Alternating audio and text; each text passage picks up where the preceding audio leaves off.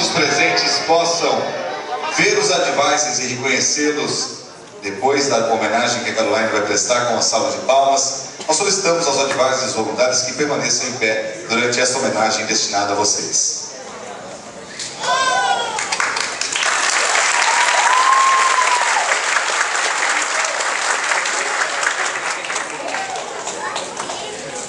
Agora sim podemos ver o quanto com você tivemos que aprender, o quanto com esforço nos mostrou o que é ser voluntário por amor. Você dedicou seu tempo a nós, nos motivando a nunca desistir.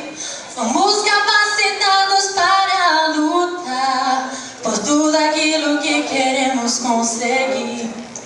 Aprendemos muito mais que empreender, mas sim uma lição do que é viver.